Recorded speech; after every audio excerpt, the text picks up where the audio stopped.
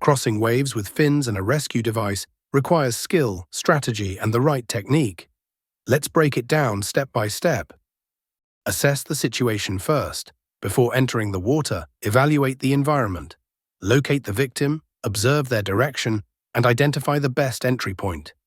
Pay close attention to currents. They can be used to your advantage. If rocks are present, approach with caution. In this scenario, we have a sandy beach, moderate wave conditions, and no strong currents. Start by sprinting toward your victim.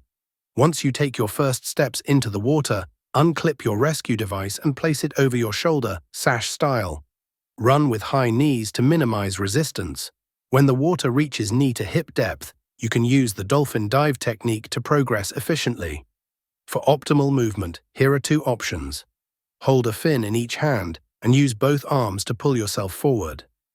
Keep the fins behind your back, held in one hand, and use the free arm for traction. This reduces drag. Once the water gets too deep for dolphin diving, flip onto your back and put on your fins.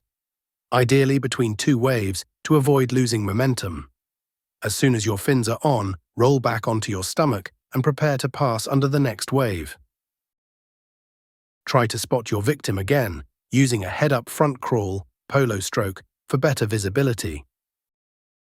A key skill in rough conditions is wave reading.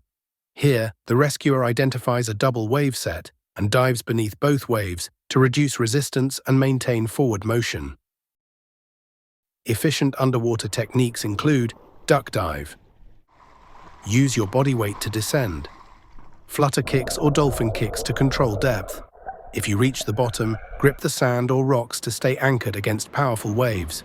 Push off the seabed using your foot or knee for a strong ascent. You can also use breaststroke cycles, flutter kicks, or dolphin kicks to progress underwater. You should return to the surface only after the wave's force has weakened. When facing strong surf, managing your oxygen is essential. Staying submerged longer helps minimize the impact of breaking waves.